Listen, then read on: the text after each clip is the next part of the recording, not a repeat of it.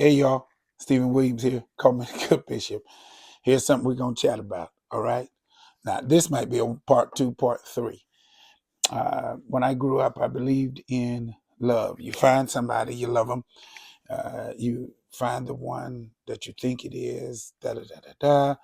This is what we've been talking about for years, but I'm finding out that connection or finding someone is really based on a bunch of conditions, right? And a lot of the relationships that we have gotten ourselves involved in really is transactional. I know some people don't like that word, but like for instance, yeah, when I was growing up, light skin was in, right? Anybody light skin, that's who, uh, boys and girls, that's who they chose. Then somewhere along the line, dark skin became the thing. And then over the years, man, it just that 666, which is sounds like the devil, six pack, 6 feet, um, six pack, 6 feet, something else, um, six figures, 6 figures, 6 pack, 6 feet. That's what women started looking for. And the more I'm doing it, the more I'm looking at it. Um, this whole contradiction, it creates a contradiction. So it really is about, yes, the connection, but it also is about the guy being provider, protector, right? And so we're getting into this whole thing about money. Is it worth it? This Dutch thing. Um, but what I'm finding, man, this is turning out to be different in my older age. So you can love somebody, right? You can be in love with them.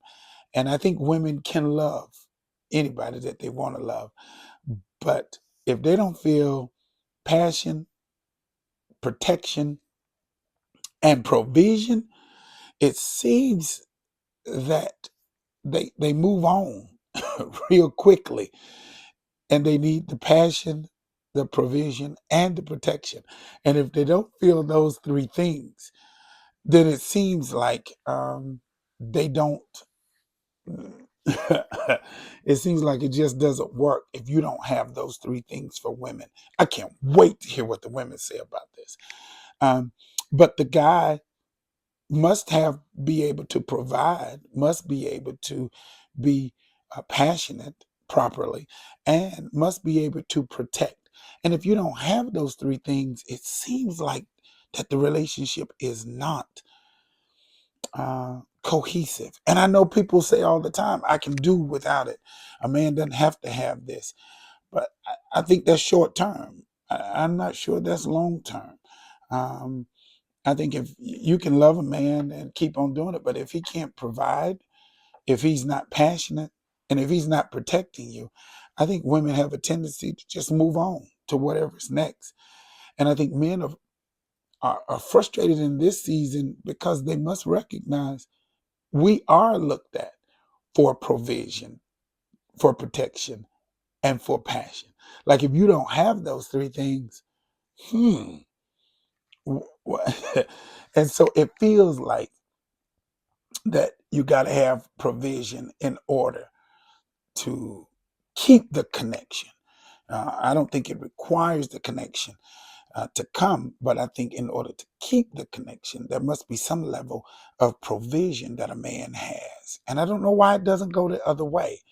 Like women don't, we're not, I guess women can have the money, but they are looking for that man to be able to have, if he doesn't have provision, at least he has protection, right? And if he doesn't have protection, at least he has the passion.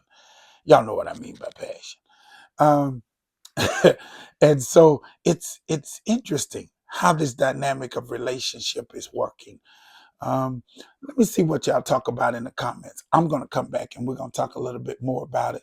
But it feels like an exchange. And if you don't have those things as a man, it seems like women will tarry for a while, but I wonder, are they happy? Will they stay? It's worth a good conversation, even in the Christian community.